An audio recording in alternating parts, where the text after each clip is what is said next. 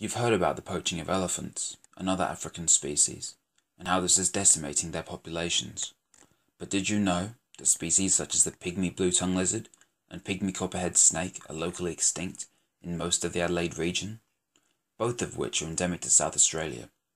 Or that many species, such as the tiger quoll, were present in the Adelaide region as recently as 200 years ago and are now locally extinct? Local extinction does not mean the extinction of local species, but rather describes when a species no longer exists in an area of its former range. Globally, local extinction is occurring on an immense scale, with the majority of species occupying fragments of their original range.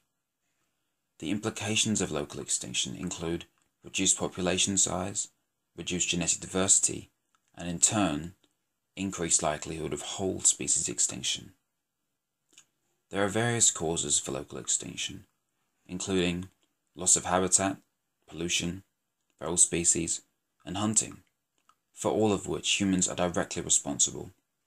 However, there is a real danger that we are oblivious to local extinctions occurring in literally our backyards, almost as though local extinctions are hidden in plain sight and taken for granted as a natural process occurring in parallel to human expansion.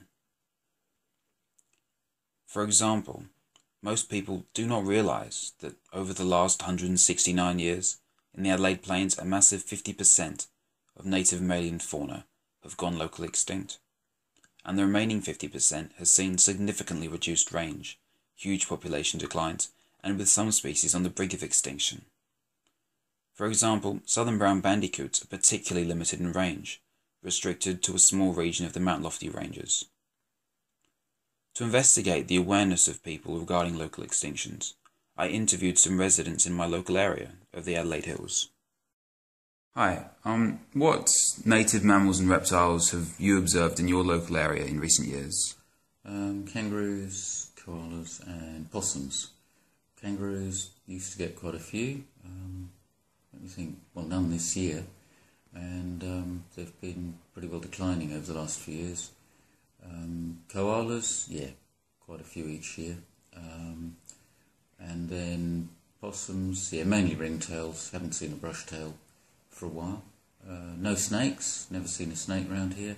We get quite a few small lizards, lots of small lizards actually. A kangaroo, I saw a kangaroo last week. I've seen a couple of koalas and I've heard a lot of koalas, and a lizard crawled over my foot 5 minutes ago.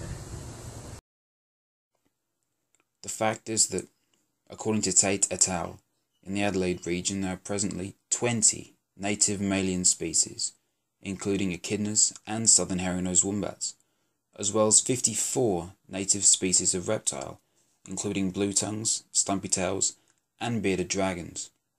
The limited range in native faunal species diversity observed by the interviewees can in part be explained by the inconspicuous nature of said species, but is primarily because many of these species simply don't exist in a major portion of the Adelaide region anymore.